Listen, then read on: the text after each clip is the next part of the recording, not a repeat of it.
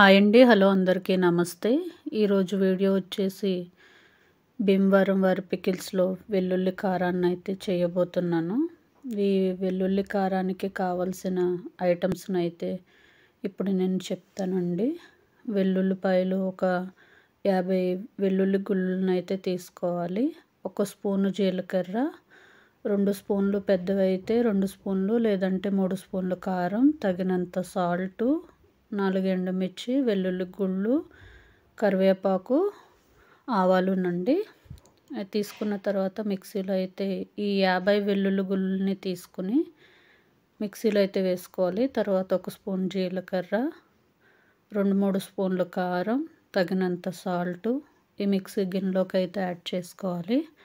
మిక్సీలో యాడ్ చేసిన తర్వాత దీన్ని సాల్ట్ కూడా వేసేసుకోవాలండి. వేసిన తర్వాత మిక్సీని అయితే వేసుకోవాలి. దీన్ని మెత్తగా కాకుండా కచ్చాబిచ్చా వేసుకోవాలి.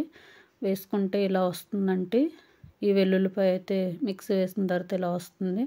దీన్ని అయితే ఆయిల్ పెట్టుకుని కొంచెం గిన్నె ఆయిల్ పెట్టుకుని వెల్లుల్లి గుళ్ళు అయితే యాడ్ చేసుకున్నాను.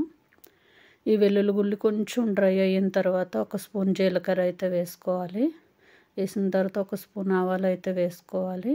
ఈ ఆవాలు కూడా వేగిన తర్వాత కరివేపాకుని యాడ్ చేసుకున్నాను. అలాగే కొంచెం ఎండుమిర్చిని కూడా యాడ్ చేసుకున్నాను. ఈ తాలింపు అనేది వేగిపోయిన తర్వాత గ్యాస్ ఆఫ్ చేసి ఈ వెల్లుల్లి ముద్దనైతే అందులో యాడ్ చేసుకోవాలండి. ఇది మొత్తం మిక్స్ చేసుకుని కావాలంటే కొంచెం ఆయిల్ కూడా డ్రైగా ఉంటే కొంచెం ఆయిల్ కూడా యాడ్ చేసుకోండి. లాస్ట్గా ఫైనల్గా అయితే అవుట్పుట్ అయితే ఇలా వస్తుందండి. వెల్లుల్లి కారం అయితే రెడీ అయ్యింది. ఈ వెల్లుల్లి కారం అనేది చాలా ఉపయోగపడుతుందండి. హెల్త్కి అనేది చాలా యూజ్ అవుతుంది. నేనైతే ట్రై చేశాను. మీరు కూడా ట్రై చేసి చూడండి. వేడివేడి అన్నంలో ఈ వెల్లుల్లి కారం వేసుకుని కొంచెం నెయ్యి వేసుకుని ట్రై చేసి చూడండి. సూపర్ అయితే ఉందండి. నేనైతే ట్రై చేశాను. మీరు కూడా ట్రై చేసి చూడండి.